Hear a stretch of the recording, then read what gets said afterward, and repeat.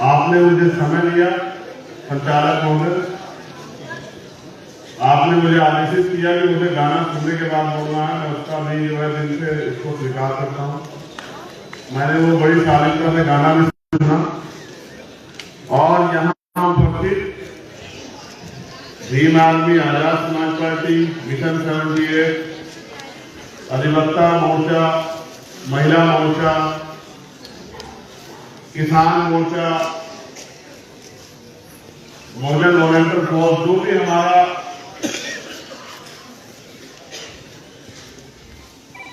Party संगठन जिस भी नाम से हम लोग काम कर रहे हैं, वहां यहाँ मुझे सभी साथियों का बहुत बहुत धन्यवाद। आप सबको सर्वप्रथम तो बहुजन नायक, करोड़ों करोड़ों शोषितों वंचितों की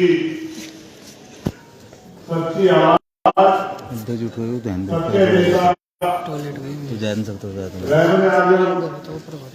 मानव साहब की जयंती की बात बताएं और हमारी अपनी पार्टी, अपना दल, अपना घर आजाद समाज पार्टी काशीनाथ के द्वितीय स्थापना दिवस के अवसर पे दिल्ली में जो अधिवेशन किया जा रहा है उसकी बहुत बहुत बधाई।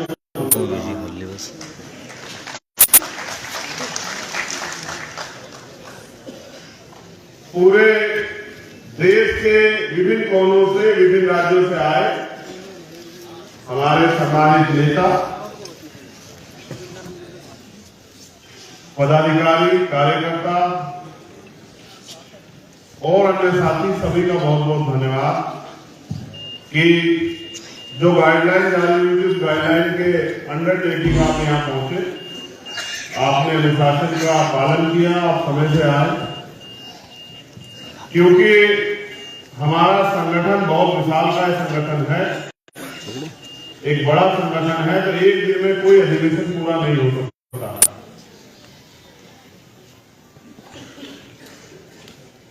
इसलिए हमारे बहुत सारे साथी ऐसे हैं जो अपनी बात नहीं रख पाए,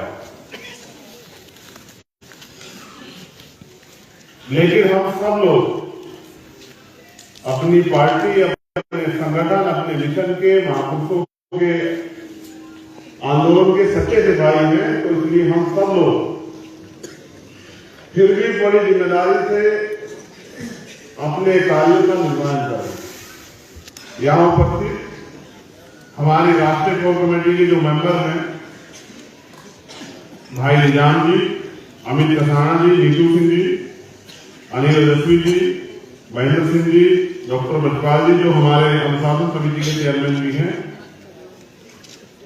भाई महक सिंह जी, भाई राम प्रधान जी, भाई हिमांशु वाल्मीकि जी, भाई डॉक्टर बीपी नीलरतन जी, भाई गोपी दुबे जी, भाई मोहनलाल जी, भाई हाजी एहसान साहब, भाई चौधरी सतपाल जी, भाई वीरेंद्र कुमार सुरील जी, भाई रविंद्र कुमार भाटी जी, भाई राजकुमार गौतम जी, भाई सुनील कुमार चित्तौड़ जी, भाई साजिद सैफी जी, भाई गुलजार सिंह जी, भाई जतिन कुमार जी, भाई डॉक्टर आकिब साहब, भाई आबिद अहमद जी, भाई संजय रेड्डी जी, भाई हरजीत सिंह भट्टी जी, भाई राजेंद्र सिंह यादव जी, भाई कमल सिंह गालिया जी, भाई एम एस आलिया जी,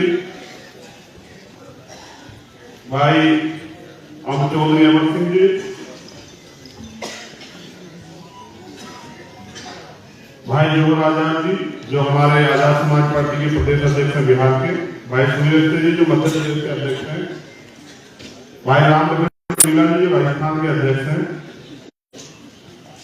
भाई महेश पहलवान जी, जो दिल्ली के अध्यक्ष हैं, भाई राकेश कसाना जी, जो दिल्ली के प्रभारी हैं, भाई नरेंद्र भीमराव जैन जी, जो हमारे बहुत सीनियर मेंबर हैं, प्रभारी भी हैं दिल्ली के,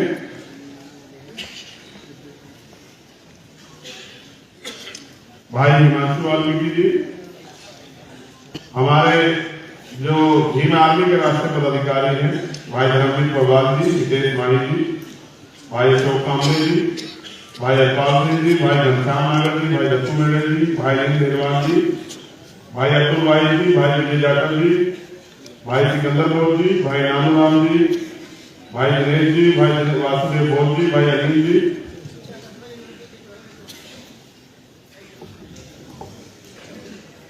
भाई सुनील बैरसिया जी, भाई मनवीर गच्चा जी, भाई कुलदीप भार्गव जी, भाई कमल राणा जी, भाई पवन लोधी जी, भाई रवि कुमार जी, भाई राजकुमार जांगड़े जी, भाई संजय कुमार रवि जी, भाई अंकेश जी, भाई मतीन जी, भाई रवि जी झारखंड वाले, भाई महेश जी, भाई सीताराम गंगावले जी, भाई देवेंद्र मकवाना जी, भाई अनिल प्रधान जी,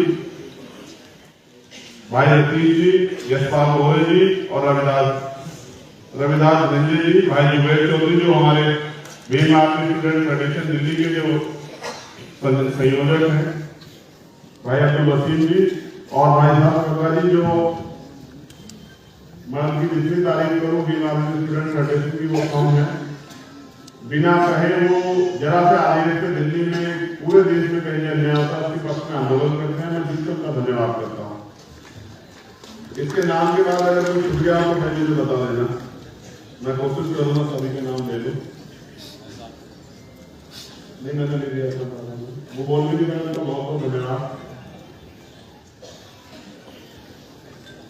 मेरे पास दो स्टेट की बहुत महत्वपूर्ण लिस्टें मैंने मंगाई है, मैं उनकी भी चर्चा करूंगा, लेकिन उससे पहले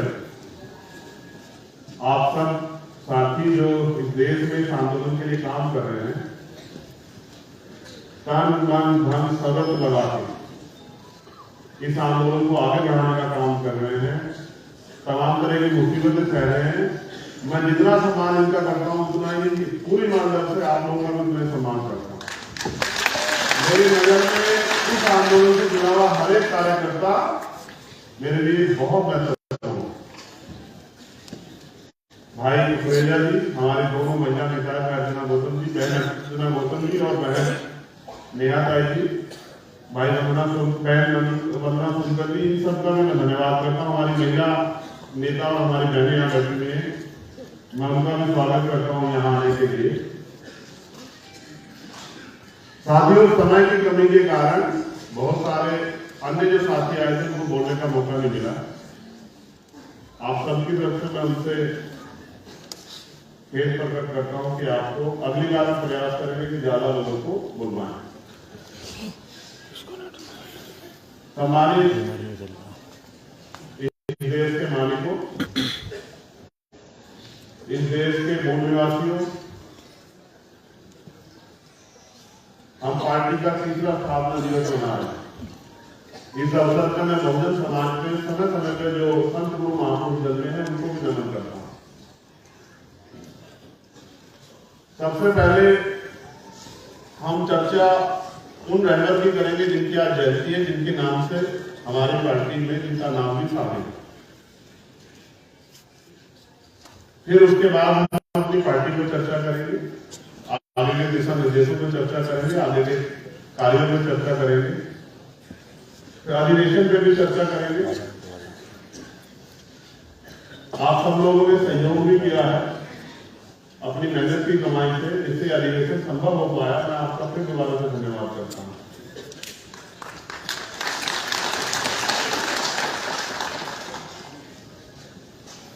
माननीय काशीराम साहब मेरे आपके किसी के भाषण के मोहताज नहीं।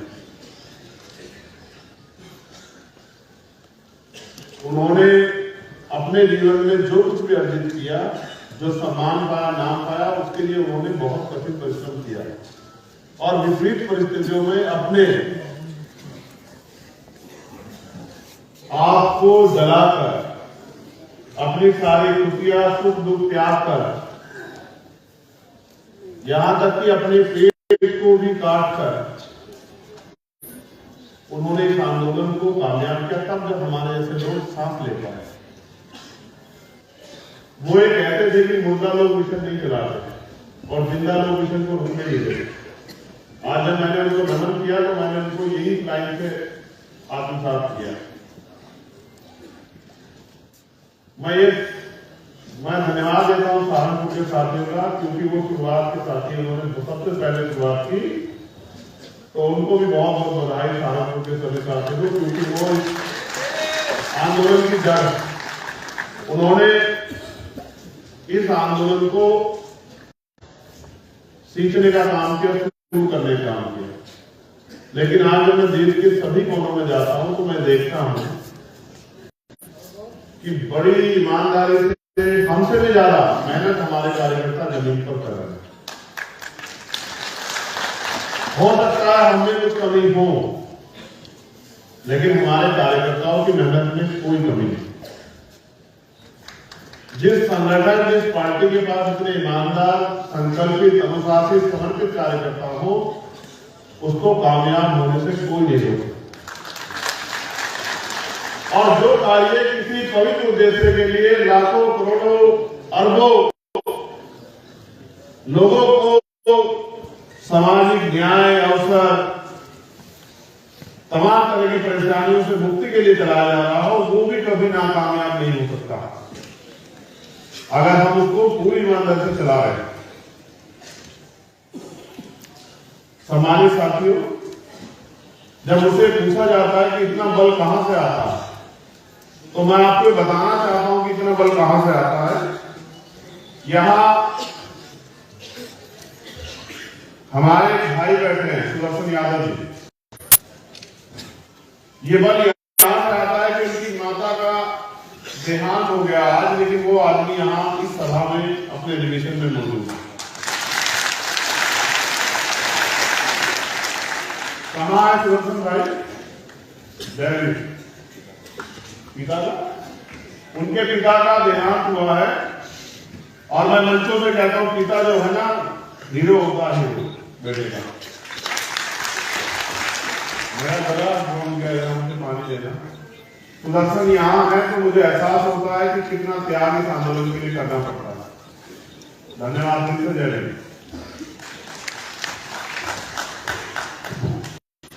वो मिशनरी गायक भी,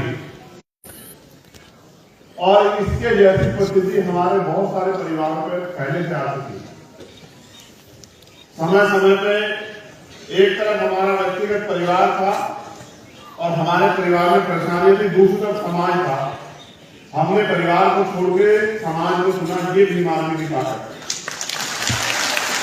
जो लोग जानना चाहते हैं कि भीम आर्मी इतने कम समय में दुनिया के पटल पे कैसे कामयाब हुई, उनका नाम टाइम में के वर्धन का माता कार्यकर्ता का, उनको मेरा ये जवाब कि भीम आर्मी के लोग दिमाग का तो काम लेते हैं, लेकिन अपना दिल निकाल के समाज के लिए तैयार है, अपना दिल तक निकालना चाहते हैं। और उसी ताकत की वजह से आज प्राइमरी स्कूल के हेडमास्टर का बेटा दिल्ली में खड़े होकर अपने महापुरुषों के आंदोलन को आगे बढ़ाने के लिए काम कर रहा है। अगर ये प्यार इस आंदोलन में ना हो तो बहुत सारे दुकानें, संगठन बहुत सारे लोगों ने चला रखे देश में, आज तक उनको जिले में पहचान नहीं मिल पाई। इसलिए मैं भीम आर्मी आजाद समाज पार्टी के कार्यकर्ताओं को धन्यवाद देता हूं, और उनको कहना देने वाले हमारे मिशन 78 के तमाम सीनियर लोगों का बहुत बहुत दिल से धन्यवाद करता हूं, क्योंकि उन्होंने हमारी ताकत को रास्ता देने का काम किया। तो मैं जब बात काशीराम साहब से कर रहा हूं तो मैं याद दिलाता हूं आपको कि बाबा साहब अम्बेडकर जब 56 में चले गए और उनके द्वारा बनाया गया दल आरपीआई, जिसको वो आगे बढ़ाना चाहते थे, सीखना चाहते थे अपने ज्ञान, अपने बल, अपने पद के जरिए, जिसके लिए उन्होंने अपनी नौकरी छोड़ दी, क्लास 1 की नौकरी साइंटिस्ट वैज्ञानिक होने के बाद। और जब वो उसमें कुछ नहीं कर पाए और वहां के नेताओं ने उनको ये कह के इग्नोर कर दिया कि तुम हो कौन, हम 30 साल से चला रहे हैं, 20 साल से चला रहे हैं, तुम कल के आए हो, तुम सिखाओगे और क्या समय। और यहाँ दिल्ली में आके, दिल्ली में उस समय एमसीडी का चुनाव था, मैंने इतिहास में पढ़ा है, उन्होंने अपने पैसे से 25 लोग जो हैं यहाँ एमसीडी में चुनाव लड़ाया था, अपना पैसा देकर 25 के 25 जमान जब्त हो गई। लेकिन हौसला देखो महामानव का, कोई हार नहीं माना, क्योंकि जब आप मैदान में मिलेगा, ये लड़ाई बड़ी कठिन लड़ाई है दुनिया की, कि जब साहब ने आंदोलन शुरू किया तब उनके पास ये साधन नहीं है। तो उन्होंने कहा तमन्ना अगर सच्ची सच्ची हो तो रास्ते हजार होते हैं, और तमन्ना अगर झूठी हो तो बहाने हजार होते हैं। अगर आपके अंदर सच्ची तमन्ना गारंटी तो कितना कितना काम किया है, हम किस किस जिम्मेदारी पे, हमने क्या क्या काम तैयार कर लिया, क्या क्या काम अधूरा है, क्या क्या हमने अपने साथियों से उम्मीद कर ली है कि उस काम को वो करने में हमारी मदद कर रहा है।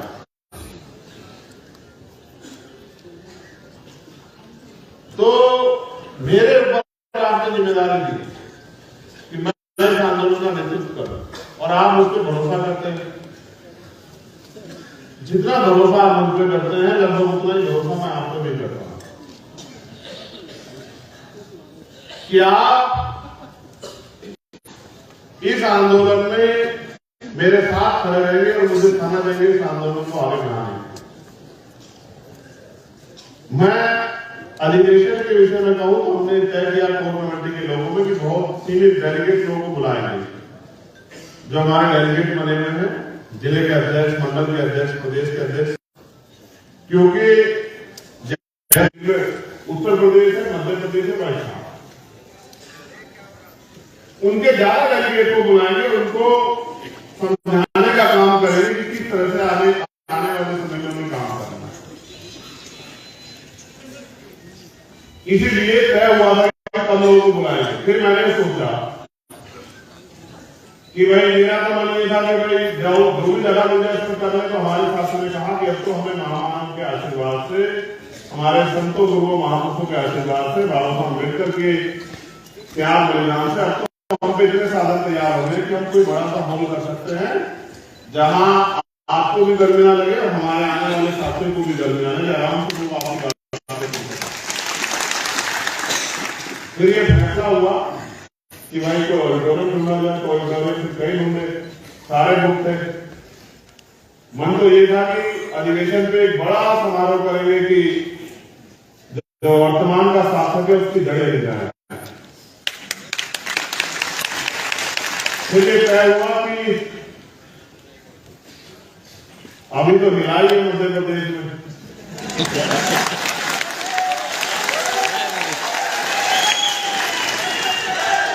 तो 1-2 महीने के बाद डालेंगे। इसलिए तय हुआ कि श्री फोर्ट ऑडिटोरियम में सीमित साथियों को बुला के हम लोग अपना अधिवेशन करेंगे, वरना हमारा बल उत्तर प्रदेश और देश के विभिन्न राज्यों की और दिल्ली की सरकार में जानती है कि हमने अभी कुछ दिन पहले मध्य प्रदेश में, उससे कुछ दिन पहले दिल्ली में रामलीला मैदान में अपनी ताकत का प्रदर्शन करके मुझे बताया था कि हमारे अंदर कितना बल है।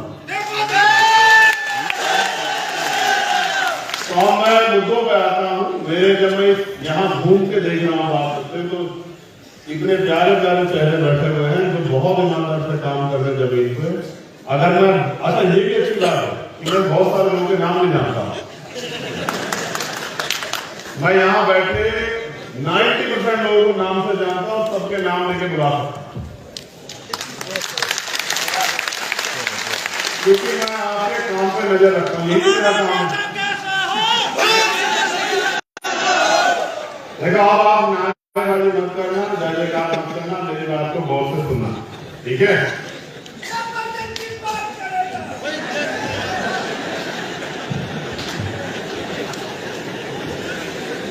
बस इतना सा ही तैयार करना है मुझे तुम्हें कि तुम अनुशासित हो जाओ सभी साथी, बाकी तो काम आप अपने आप कर लो। यहाँ हमारे कुछ अतिथि भी है, जैसे हरी जी जिनमें है, भाई बिलाल जी जिनमें है, भाई मनोज जी जिनमें है, हमारे अकाली दल अम्बेडकर जो है उनके पूर्व वर्तमान सांसद जो संरूप है श्रीमती मान जी, वो नहीं आ पाए थे कारणों से, उनकी पार्टी के वरिष्ठ लोग आए हैं, उनका मैं धन्यवाद करता हूँ। इस साल 6 प्रदेशों में इलेक्शन 2023, मध्य प्रदेश, राजस्थान, छत्तीसगढ़, कर्नाटक, तेलंगाना और मिजोरम। 6 में से 5 में हमारा संगठन, 6 में से 5 में, 5 में से 4 में हमारा मजबूत संगठन। मध्य प्रदेश की शक्ति आपने देखी, राजस्थान की शक्ति आपने देखी, कर्नाटक तेलंगाना में भी हमारा मजबूत संगठन और छत्तीसगढ़ में भी हमारा मजबूत संगठन। अब हमारे पास सबसे पहला जो संकल्प होना चाहिए अधिवेशन पे, ताली बजाने से, नारे लगाने से आगे बढ़ के, वो ये होना चाहिए मेरे आपके सबके ध्यान में कि हम इन चुनाव में अपनी पार्टी को सफल कैसे बनाएं। हम इन चुनाव में अपनी पार्टी को अपने पैरों पे कैसे खड़ा करें।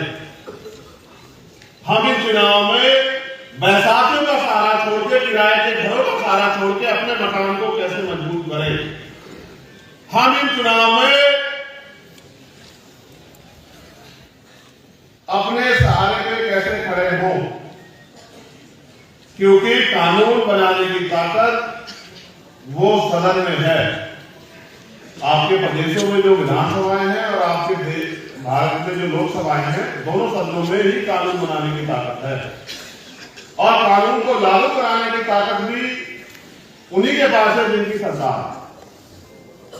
विपक्ष कानून लागू नहीं करा सकता है, विपक्ष सरकार को मजबूर कर सकता है, लेकिन कानून को लागू नहीं करा सकता है, ना ही कोई कानून बना। तो मैं मध्य प्रदेश को के साथियों को तो धन्यवाद देता हूं उस रैली के लिए, लेकिन जैसा हमारे एक वरिष्ठ साथी ने कहा कि यहां और संगठनों के लोग भी दिल्ली में सालाना जलसे करते हैं, लाखों लाखों लोग लेके आते हैं, लेकिन उनकी राजनीतिक हैसियत इतनी नहीं कि वो एक व्यक्ति को रोजगार दे दे। तो हमें ये बात सोचनी पड़ेगी कि बात तो बिल्कुल सही है कि सिर्फ लोग इकट्ठे करने से कुछ नहीं होगा, लोगों को वोट डालने के प्रति आपकी पार्टी को तैयार करना पड़ेगा। और इसके लिए बेसिक ये है कि जो हमारी तमाम प्रदेशों में पार्टी के प्रभारी हैं, जो हमारे मिशन 78 के प्रभारी हैं, मिशन 78 के लोग हैं, उनको कार्यकर्ता को इस लड़ाई को लड़ने के लिए इस मैदान, जो सजा हुआ मैदान है, उसके लिए तैयार करना पड़ेगा। दुश्मन का मुकाबला हमें अपने छोटे छोटे साधनों से करना पड़ेगा। उनकी मनी माफिया मीडिया का मुकाबला, उनके अखबार का, उनके टेलीविजन का, उनके विज्ञापन का, सत्ता में बैठ के जो प्रलोभन को देंगे, झूठे वादा करेंगे, उनका मुकाबला हमें अपने माउथ मीडिया से करना पड़ेगा। जैसे बहुजन मीडिया के साथियों का धन्यवाद कि वो हमारे आवाज को उठाते रहते हैं। आपको अपनी क्षमता बढ़ानी पड़ेगी, आपको इस चैलेंज को स्वीकार करना पड़ेगा और आपको जमीन पे जाके काम करना पड़ेगा, आपको भाईचारा बनाना पड़ेगा, आपको लोगों को जिम्मेदारी देनी पड़ेगी, आपको अपने संगठन को बहुजन बनाना पड़ेगा। जैसे जब मैं यहां आया, हम एक ही समाज के, दलित समाज के लोग सबसे आगे बैठे हुए थे।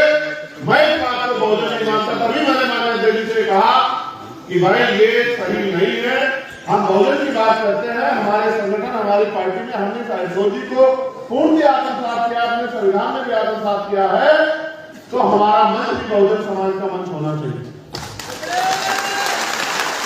अगर हमारी कथनी और करने में फर्क होगा तो हम ज्यादा दिन इस आंदोलन को आगे नहीं बढ़ा पाएंगे, क्योंकि आंदोलन ही पूर्ण सत्य का आधारित है, सच्चाई का आंदोलन, ईमानदारी का आंदोलन।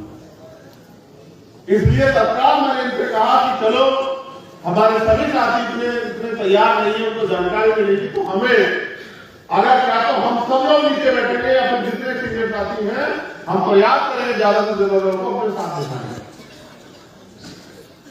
और ये भावना अगर मेरे अंदर है तो आपके अंदर भी होनी चाहिए। होनी चाहिए नहीं होनी चाहिए, बताइए। जब ये भावना आपके अंदर होगी और आप जब इस तरह के विचार के साथ काम करोगे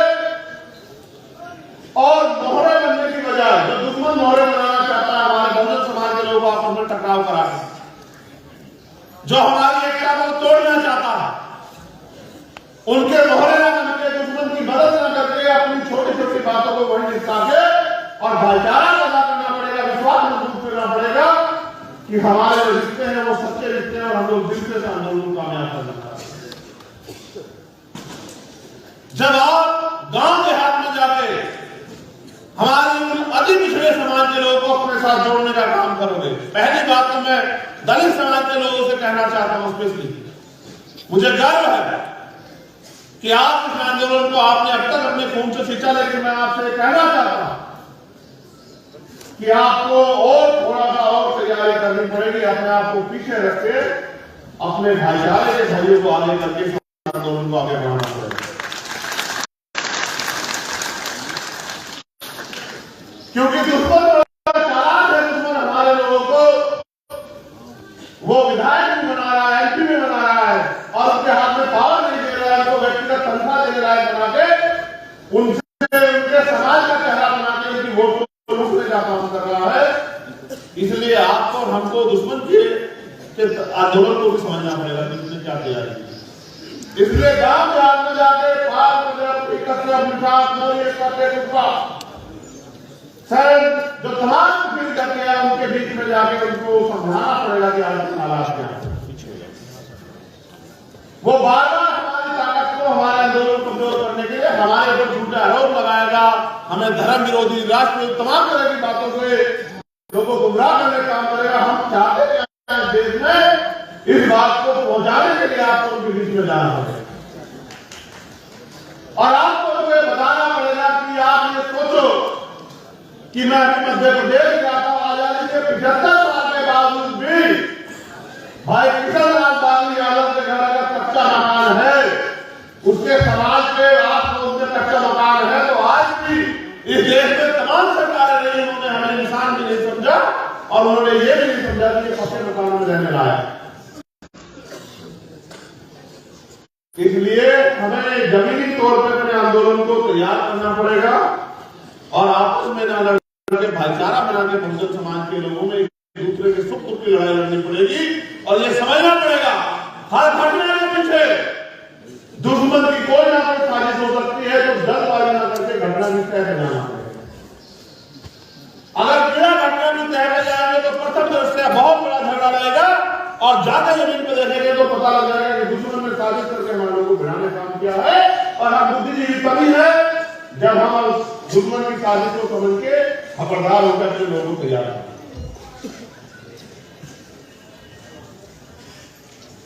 हमें यह भी तय करना होगा कि कहीं हम इस मैदान में सिर्फ हारने के लिए तो नहीं आए।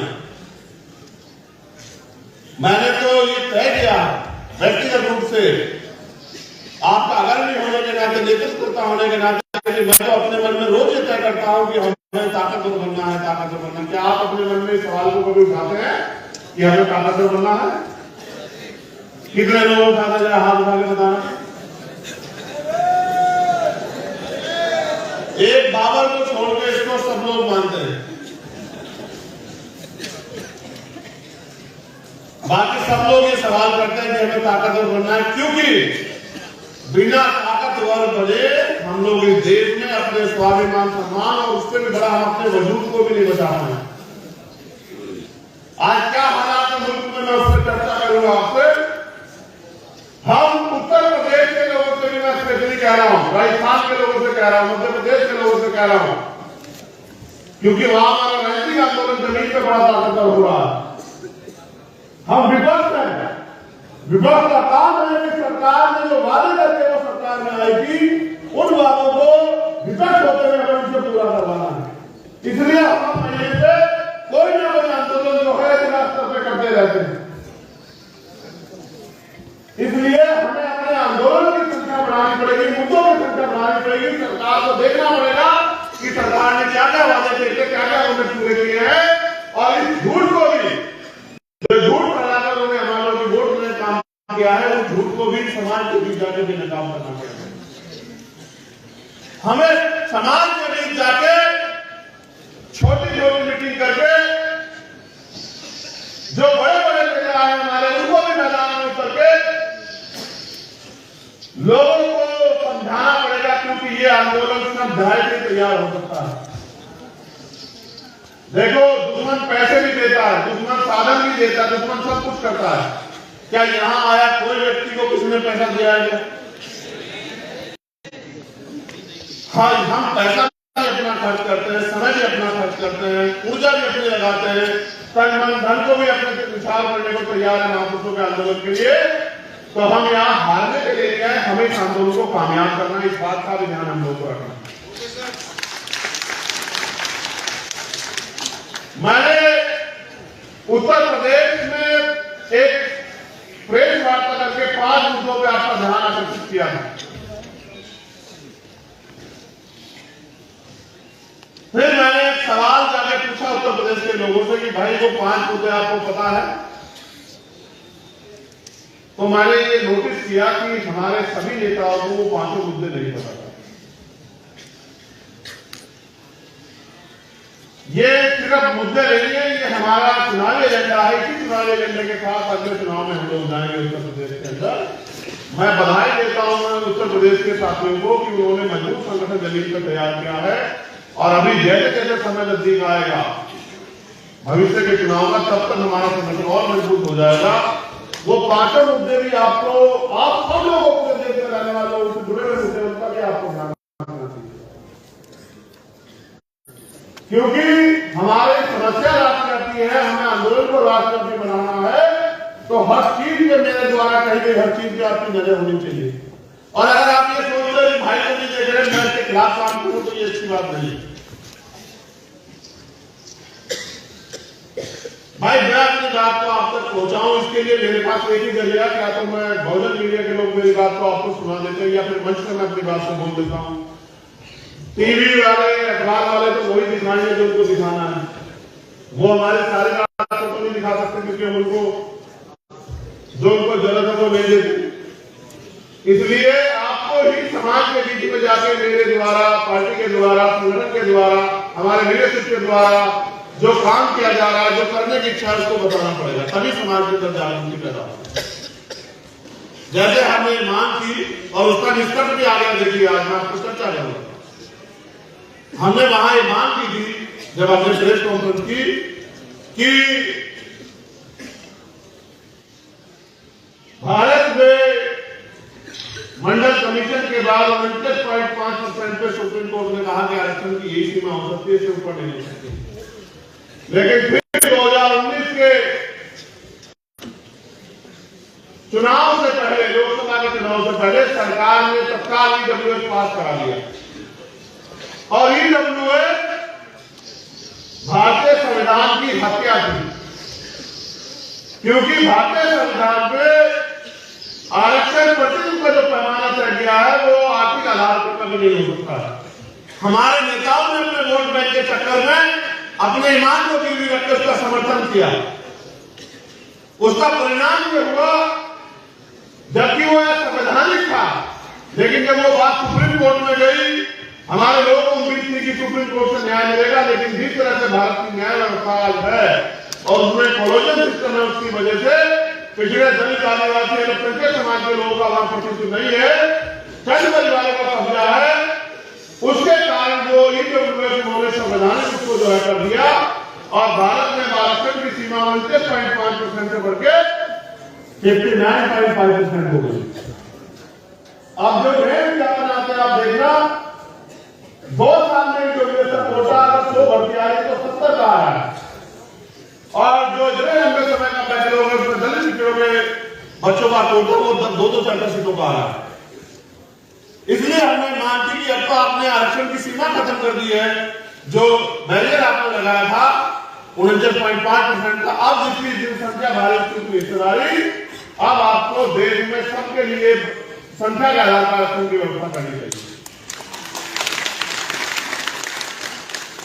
और जब हम सरकार से बात करते तो सरकार कहती है साहब हम पे तो साधन नहीं, तो हमने कहा कि ठीक है, आपने पिछड़े वर्ग के लोगों को 27% आरक्षण दिया। आप गौर से सुनना मेरी बात को, जाकर समाज में बताना कि आपने पैमाना बना के 52% ओबीसी को 27% आरक्षण दिया, उनका आधे से ज्यादा हिस्सा आप आगे चले गए। तो अब आपको ये कहते हैं कि आप साधन नहीं, तो कम से कम जो अच्छी पिछड़ी जाते हैं उनको उत्तर प्रदेश में 15%, 27% के अलग 15% आरक्षण की व्यवस्था आपको की पिछड़ी जातियों के लिए करनी चाहिए, जिससे जब 100 वैकेंसी आए तो 15 पद अति पिछड़ी जातियों के बच्चों को मिले। जब सिविल सर्विस की 2 वैकेंसी आए तो 15 बच्चे बाल प्रजापति कसर निशार कोहली साथे कुशवा के भी जाए, उनका भी प्रतिनिधित्व हो, वो भी बैठ के कुर्सियों पर अपने समाज के लिए कुछ करें। उसी तरह में हमने कहा कि उत्तर प्रदेश में शेड्यूल कास्ट की 66 जातियां हैं, 6 जातियों के लोग तो मेहनत करके किसी तरह से आगे बढ़ पाए। उनकी संख्या भी अगर आप सही तरह से काउंट करोगे तो 25% से पार होगी, लेकिन आप उनको 90% आरक्षण देते हो तो जो अति दलित जातियां हैं जिनका अभी तक जो शिक्षा में जिनका जो आगे नहीं बढ़ पाए, जिनका फलक नहीं बना, उनको अवसर मिले इसलिए 5% अतिरिक्त आरक्षण दूसरा से ज्यादा 5% देने का काम करो। अगर वास्तविकता में इन लोगों के आप जबकि मैं जानता हूं कि जो केंद्र की भारतीय जनता पार्टी की सरकार है वो इतनी नाराज सरकार है जिसमें तो अपने पूंजीपति मित्रों को खुश करने के लिए पूरे आरक्षण व्यवस्था का तमाशा बना दिया। इसका परिणाम हमने उत्तर शिक्षक भर्ती में देखा। कल भी इसमें एक आदेश आया कि पूरी वो 68 यूनिवर्सिटी अलग से दी गई थी, हमारे आंदोलन को निरस्त कर दी जाए। हमने देखा कि उत्तर शिक्षक भर्ती में 20,000 पद हमारे खा गए, चोरी और जबरदस्ती ना लो,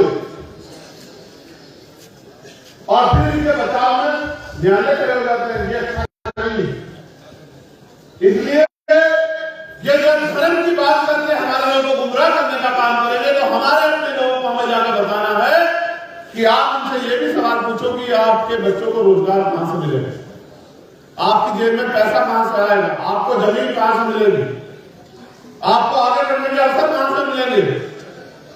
अभी मुख्यमंत्री ने काम और किया, मैं उस पर भी आऊंगा। ये षड्यंत्र मैं देर काम करूंगा अपने लोगों के सामने। यहाँ हमारे एक 5 मांगों में जो हमने रखी थी उसमें ये भी काम थी कि एससी एसटी ओबीसी के लोगों को ठेकेदारी में जो सरकारी ठेके आते हैं उन ठेकेदारी में आरक्षण की व्यवस्था होनी चाहिए, क्योंकि नौकरी आपने आजाद भारत में किसी को ज्यादा लोगों ने दी। जो जमीनें दी गई थी पूर्व की सरकार द्वारा वो जमीनें भी सरकार छीन गई है, और उसका मैंने इतने दिन पहले आपको जागरूक किया था। तब सरकार ने कहा कि एससी एसटी की जमीन जो है उत्तर प्रदेश में कोई भी ले सकता है, डीएम से परमिशन की जरूरत नहीं है। ये जमींदारों को, सामंतियों को, पूंजीपतियों को हमारी जमीन खरीदने की अथॉरिटी दे रहे हैं। तो हमारे मुख्यमंत्री से अभी ट्वीट करके कहा, ये मेरा संदेश है उनको कि ये गलतफहमी में मत रखना कि इनको कोई संभालने वाला नहीं, इनका कोई रक्षक नहीं है। अगर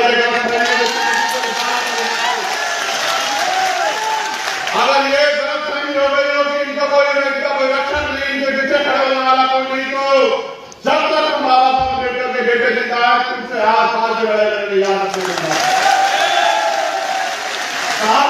जमीन सरकारी और जमीन हमारी, क्योंकि जब देश आजाद हुआ व्यवस्था के कारण जिन लोगों के पास कोई साधन नहीं थे उनको आगे बढ़ने का कोई रास्ता नहीं दिया। अगर ना होते बाबा साहब अम्बेडकर तो आज हमारे चल पे ये कपड़े भी नहीं होते। इसलिए मैं सरकार को के माध्यम से चेतावनी देना चाहता हूं कि जो भारतीय जनता पार्टी नया सरकार है ये अपने षड्यंत्र करने बंद कर दो, वरना अंजाम दुरुस्ता बहुत बुरा होगा। आपको याद रखना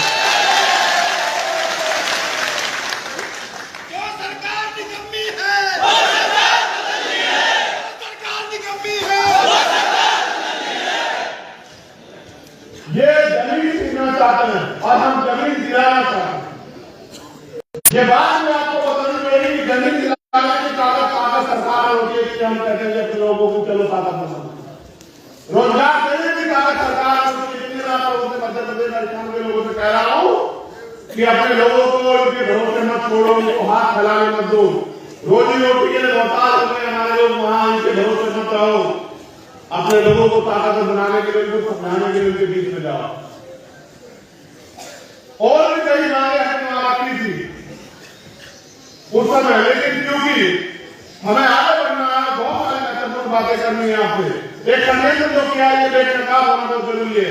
किसी की हैसियत पूरे देश में कि वो षड्यंत्र का सामना कर ले, लेकिन इस षड्यंत्र को बेनकाब करना नेतृत्वकर्ता के कारण में जिम्मेदारी। कल एक आसना देता है हमारा देता उत्तर प्रदेश में, और ये सब जगह होगा, सिर्फ उत्तर प्रदेश में नहीं होगा। देख लेना, उन्होंने कहा कि 22 तारीख से 30 तारीख तक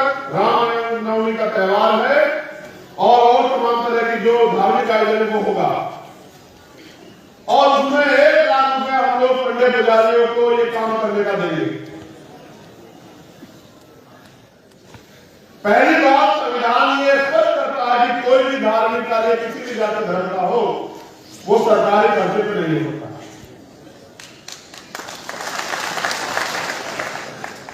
हाथ खोलो, दिमाग खोलो, हाथ में जोड़ो, दिमाग खोलो। वो ये कह रहे हैं, उन्होंने कहा कि डीएफएसएससी जाने की व्यवस्था करेंगे, एसडीएम जाने की व्यवस्था करेंगे। उनका लक्ष्य क्या है? बात को तुम लोग भाई, धर्म आपका व्यक्तिगत मामला है, कोई आपको उसके धर्म को मानने से नहीं रोक सकता। और चाहे वो हिंदू धर्म के लोग हो, मुस्लिम धर्म के लोग हो, ईसाई धर्म के लोग हो, सिख धर्म के लोग हो, कोई भी धर्म देना सिखाता, लेना नहीं सिखाता, दूसरा नहीं सिखाता, जो सिखाता है। और धर्म को मानने वाले लोग अपनी आपका ये होती है कि वो अपना करके धर्म को सीखते हैं। ये है असली धर्म।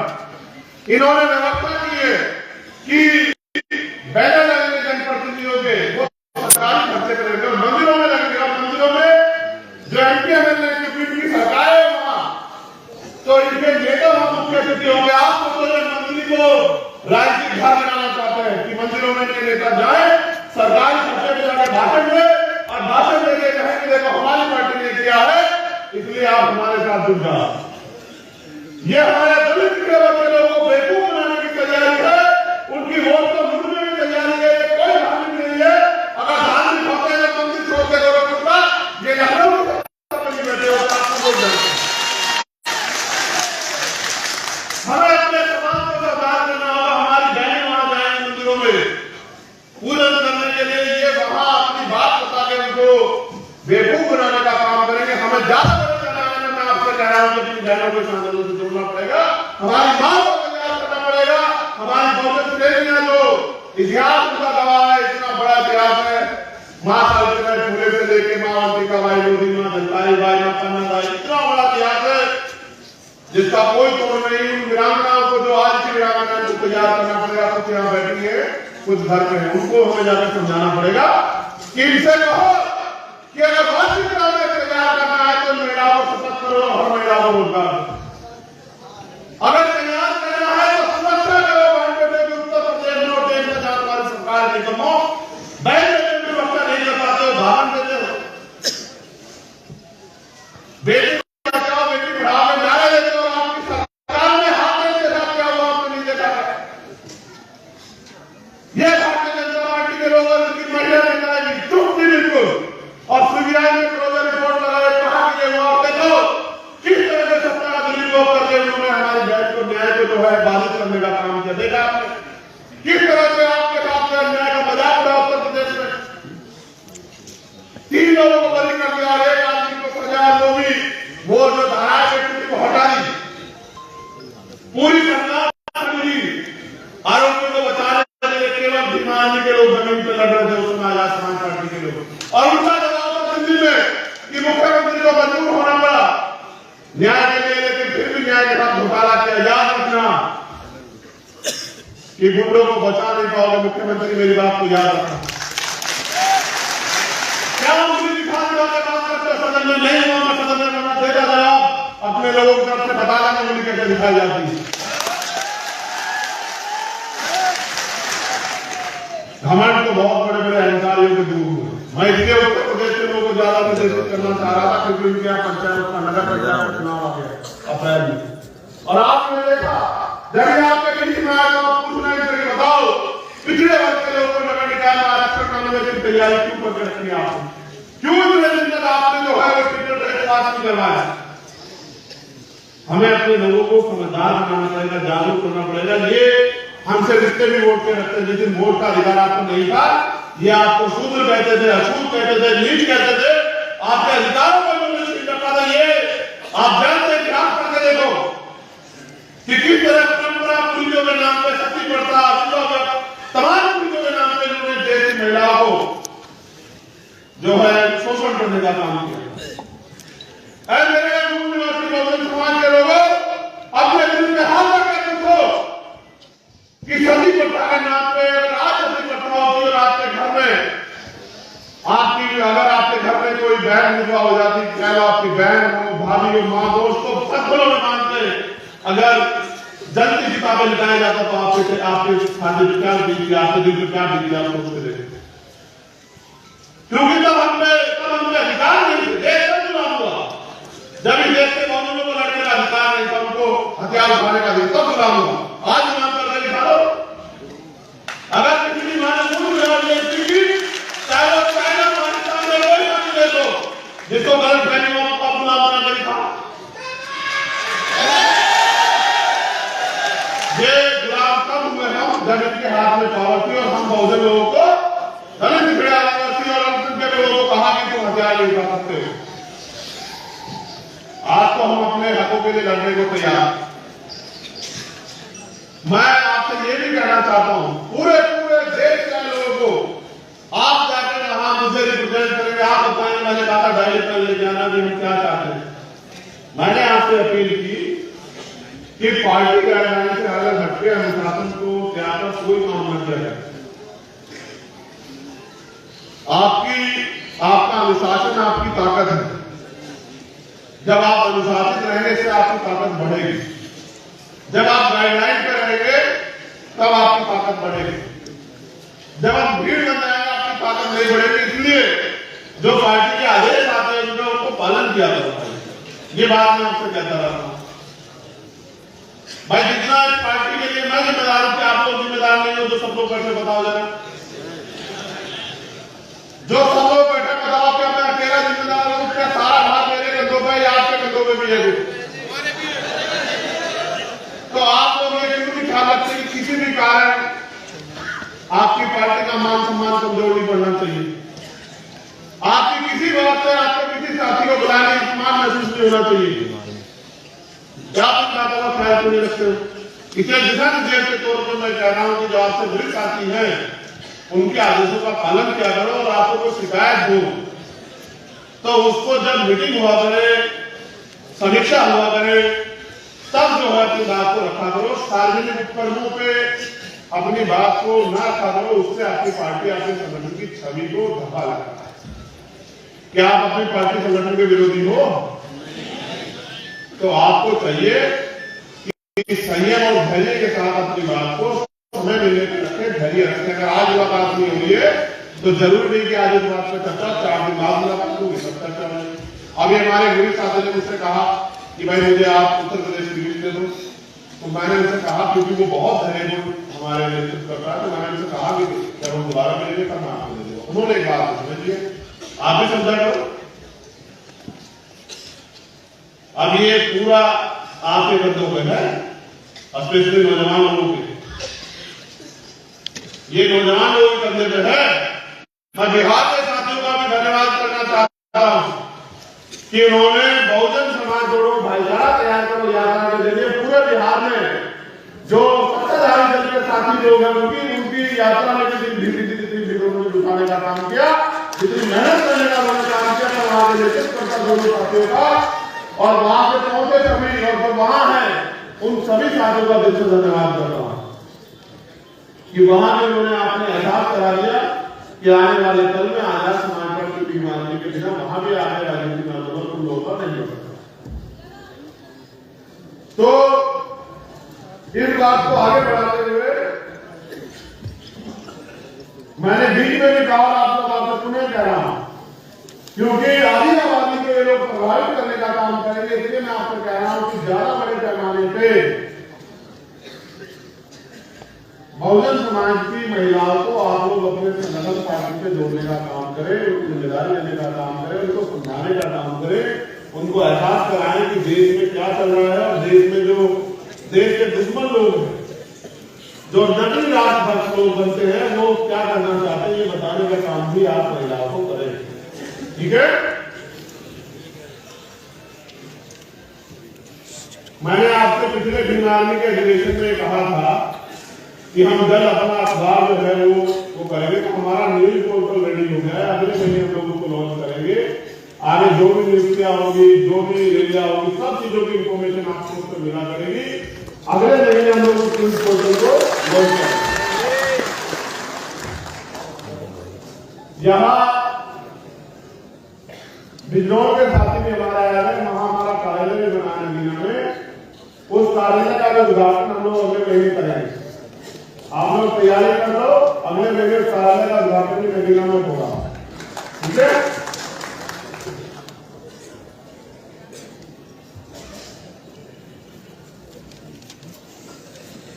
बड़े पैमाने पे देश में बेरोजगारी, महंगाई और जो तमाम तरह की समस्या है वो बढ़ रही है और उन पे काबू पाने के लिए सरकार फेल है, क्योंकि सरकार उन पे काबू पाना नहीं चाहती। इसलिए और भी बहुत सारी समस्या, जैसे पुरानी पेंशन की बहाली, पुरानी पेंशन बहाल होनी चाहिए। जैसे जिन लोगों पे जमीन नहीं है उनको जमीन मिलनी चाहिए। जैसे ठेकेदारी में आरक्षण की हमने मांग की, जैसे रोजगार करने के लिए जब सरकारी नौकरियां नहीं है, प्राइवेट नौकरियां नहीं है, तो बिजनेस करने के लिए हमारे लोगों को लोन मिले। जैसे इन घटनाओं का जिक्र किए बगैर बात पूरी नहीं हो पाएगी। जिस तरह से नफरत की आग में देश को धोखा जा रहा है, अभी जो घटना राजस्थान में घटी, जहां नासिर और जुनैद को तथाकथित गुंडे जो थोड़े से धन के लिए पशुओं की तस्करी करते हैं, उन गुंडों ने जो तथाकथित गोरक्षक है उन्होंने उन बच्चों को राजस्थान से उठाया, हरियाणा में लाके पीटा, फिर थाने लेके गए और थाने में ले जाकर पुलिस को उनको सौंपने काम किया। उनकी हालत देकर पुलिस ने मना कर दी, तो उन दोनों बच्चों को बेल्टों से बांधकर उनको जिंदा जलाने का काम किया। पूरी दुनिया में अगर इस घटना को देखा जाए तो ये घटना इतनी निंदनीय है कि इसकी जितनी निंदा की जाए वो कम।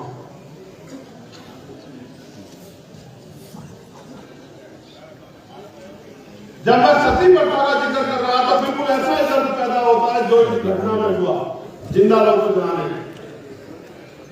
वो तो मैं धन्यवाद देता हूं राजस्थान और हरियाणा की टीम का, उन्होंने एक दिन में पूरा एक दिवसीय आंदोलन करके सभी मुख्यालयों पे और उनके सहयोगी के रूप में उत्तर प्रदेश उत्तराखंड की टीमों ने सभी जिला मुख्यालयों का आंदोलन करके उस निकम्मे मुख्यमंत्री को सरकार से मिलने जाने के लिए मजबूर कर दिया, जबकि उनकी सरकार ने अभी तक गिरफ्तारी नहीं हुई।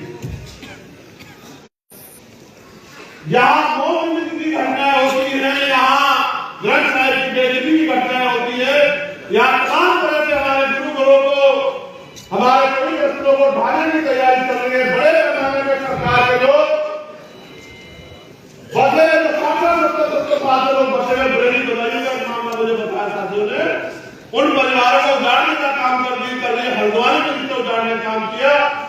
इन सब के खिलाफ भी हमें लड़ने की तैयारी करनी चाहिए और अपने संवैधानिक आंदोलन से सरकार को, इनकी सरकार की साजिश को नाकामयाब करना चाहिए। हमें जमीन पे जाके अन्याय करने वाले लोगों से, जो पीड़ित लोग हैं, उनकी आवाज बनना चाहिए, उनके साथ खड़ा होना चाहिए। जब नाइंसाफी हो, अन्याय हो, तो हमें जाति धर्म से ऊपर उठ के उनकी मदद करनी चाहिए। ये हमारी जिम्मेदारी होनी चाहिए। मैं भीम आर्मी के वरिष्ठ साथी यहाँ बैठे सीनियर साथी, उनको भी एक आग्रह करना चाहता हूं कि वो अपनी पाठशालाओं पे ज्यादा काम शुरू करें। उन पाठशालाओं के जरिए हमारा नया कल तैयार हो रहा है, उन पाठशालाओं पे ज्यादा काम करें। उसके साथ साथ भीम आर्मी को अब हम बहुजन सुरक्षा दल के रूप में भी उनसे काम लेंगे। बहुजन सुरक्षा दल का क्या काम है, इसको जानने के लिए अब घोषणा जो है आप लोगों के बीच में रखी जाएगी और भीम आर्मी के लोगों को, भीम आर्मी के हमारे नेताओं को, अपने कैडर को तैयार करना है कि वो अपने इस दल को, इस शक्ति को बहुजन समाज की अर्पित करने का काम करें। उस सुरक्षा दल के जरिए जो वोटों की लूट होती है, जो ईवीएम द्वारा वोटों की चोरी हो रही है, जो तमाम तरह से वोट कटवाई जाती है या हमारे लोगों को ड्रा धमकाया जाता है या फिर हमारे लोगों को जो अन्याय होता है, हमारे कार्यकर्ताओं को जो नुकसान पहुंचाया जाता है, झूठे मुकदमे लिख के जो जेल में जाया जाता है, उनके खिलाफ भी जो है निर्णय लेने की क्षमता उनको हम लोग देंगे कि वो निर्णय लेके इनके खिलाफ भी ताकतवर तरीके से काम करें। विकल्प के तौर पे, भविष्य के तौर पे हम पे जो अगले संकल्प है वो हरियाणा में आजाद समाज पार्टी काशीराम के आंदोलन को खड़ा करने का है, उड़ीसा झारखंड में आजाद समाज पार्टी काशीराम के आंदोलन को खड़ा करने का है। इसलिए मैं हरियाणा, उड़ीसा, छत्तीसगढ़ के साथियों से कहना चाहता हूं कि वो भी कमर कर ले, क्योंकि वहां भी राजनीतिक शक्ति की जरूरत है, क्योंकि जब तक राजनीतिक शक्ति नहीं होगी तब तक वहां आपके हाथ अपने लोगों की मदद के लिए कलम के ताकत के साथ आगे नहीं बढ़ पाएंगे। इसलिए वहां भी आपको जाना है। और मैं जो वहां प्रभारी है भीम आर्मी के जो प्रदेश के प्रयोजक है, उन सब लोगों से कहना चाहता हूं कि वो कमर कसे। अब आपको राजनीतिक शक्ति की जरूरत है समाज को अवसर देने के लिए, इसलिए आपको उसकी तैयारी को मजबूत करना चाहिए। उत्तर प्रदेश के जो साथी हैं उनको नगर विकास चुनाव की तैयारी मजबूती से करने के लिए तैयार होना चाहिए। वही हरियाणा और छत्तीसगढ़, राजस्थान के उड़ीसा के साथियों को अपने संगठन निर्माण कार्य में लगना चाहिए और मध्य प्रदेश, राजस्थान के साथियों को सत्ता प्राप्ति के लिए लगना चाहिए। उनको अपने पैरों पर खड़ा होने के लिए लगना चाहिए। उनको आखिरी मंत्र का त्याग करके निर्णय लेके अपनी ताकत बनने के बनाने के लिए तैयार होना चाहिए। करोड़ों माँ बहनों, बुजुर्गों, नौजवानों के आपको उनकी तकलीफों का ख्याल रखते हुए अपने आप को ताकत बनाने के लिए समर्पित करना चाहिए। ऐसा भी मेरा मानना है कि आप लोग करके मुझे दिखाओगे। हमने अगले टारगेट के तौर पे उत्तर प्रदेश के लोगों के लिए भी एक टारगेट रखा है कि उनको अगले 6 महीने के अंदर 10 लाख के सदस्यों की व्यवस्था जो है उत्तर प्रदेश में करानी है। इतने सदस्य उत्तर प्रदेश में होने ही चाहिए। और 9 अक्टूबर को मेरी आवाज आ रही है वहां ऊपर, 9 अक्टूबर को हमारी उत्तर प्रदेश की पहली रैली राजधानी लखनऊ में होगी। 9 अक्टूबर आज हम लोग जिनकी जयंती मना रहे हैं, उनके परिनिर्वाण दिवस पर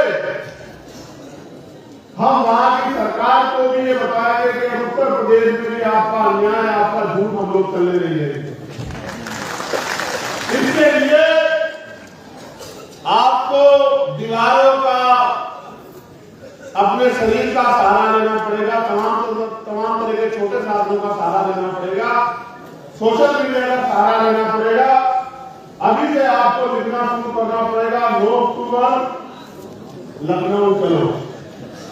लखनऊ पहुंच के लखनऊ के जरिए हमें उत्तर प्रदेश में जो हमारे रहबर माननीय काशीराम साहब ने जो हमारी शक्ति तैयार की थी, जो षड्यंत्र द्वारा हमसे छीन ली गई, उस शक्ति को पुनः प्राप्त करना है। इसकी तैयारी हमें करनी चाहिए। इस तैयारी को रोकने के लिए दुर्गम भी एक चोटी के जोर लगा लेंगे। इसलिए मैं आपको अभी से आगाह कर रहा हूं कि आप अपने अपने जिलों में संदेश को आज से कहने का काम करें कि 9 अक्टूबर को हम लोग उत्तर प्रदेश की राजधानी लखनऊ में भी नीला सैलाब तैयार करके दिखाएंगे। उत्तर प्रदेश के लिए जिस तरह मध्य प्रदेश में हमने तय किया है कि मध्य प्रदेश में पहला आदिवासी मुख्यमंत्री आजाद